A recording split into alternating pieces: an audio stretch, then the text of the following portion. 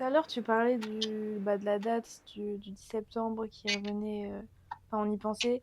Est-ce que vous vous rappelez exactement de cette soirée? Est-ce que vous avez pensé et ressenti? Oui, alors, ça s'est marqué dans nos têtes. Hein. Ça, on était chaud. Ouais, on était partis pour le week-end. Et on a parlé d'Adrien tout l'après-midi. Tout le samedi, on a parlé d'Adrien. Ouais. Et en fin de compte, on l'a su. Et on l'a pas appelé, on est rentré le dimanche chez moi. Voilà.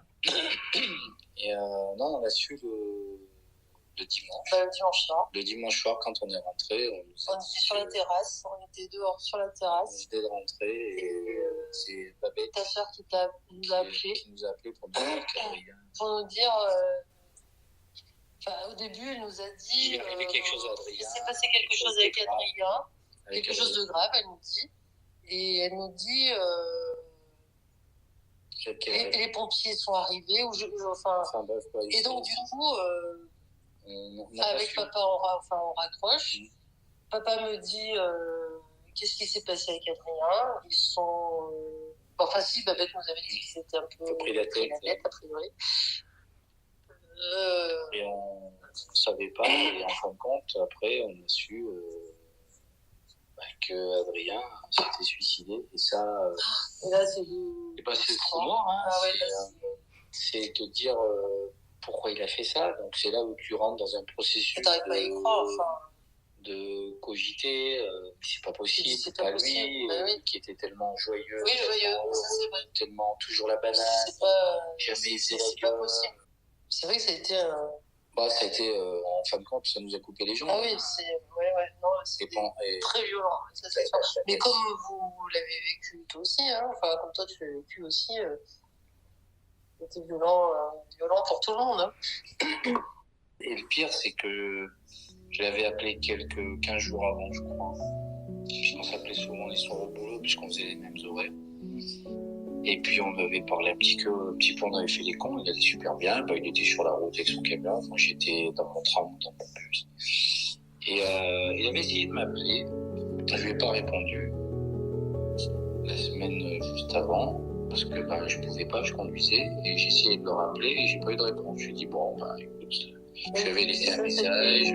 Difficile pour toi, parce que j'avais dit si j'avais pris cet appel. Si j'avais pris cet appel, si j'avais parlé, parce qu'on parlait de quelque chose, peut-être qui t'aurait rien beaucoup avec Adrien, parce que on parlait de tout et rien, de la famille, de nos chéris, voilà, et peut-être que il y aurait quelque chose où j'aurais peut-être pu lui dire, et ça m'a marqué longtemps, parce que j'avais pas décroché au téléphone. Et ça m'a fait chier très longtemps parce que je me suis dit que si j'avais décroché, peut-être qu'il m'aurait parlé de quelque chose, peut-être qu'on aurait eu une solution et peut-être qu'il n'en serait pas venu là. Mais tout ça, c'est des peut-être. Hein, c'est une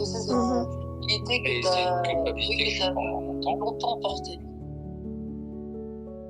C'est pas un film sur Adrien fondamentalement. C'est plutôt un truc, moi, pour comprendre mon deuil, parce que vous êtes passé à autre chose, très bien, j'en suis très heureuse pour vous, mais moi, c'est toujours pas le cas. C'est encore très compliqué, j'ai toujours cette notion, papa en parlait, de culpabilité, que si j'avais pu faire plus, le fait que je devais aller le voir en octobre, donc un mois après qu'il soit suicidé. Et moi, j'ai encore besoin de questions sur le suicide, ce que c'est. Et je me dis que justement, faire ce documentaire, je peux chercher des réponses auprès des membres de ma famille auxquels j'en parle pas forcément. Et montrer aux gens aussi ce que c'est que du coup, de vivre en ayant connu quelqu'un de proche qui se suicide. Et je pense que c'est un bon moyen de m'aider et en même temps de montrer aux gens ce que c'est, quoi. C'est bien. Alors, c'est bien si ça peut être une thérapie pour toi. Extérioriser le truc, c'est très bien, c'est important. Et puis, c'est vrai qu'il y a beaucoup de gens qui sont face au suicide et qui ne comprennent pas.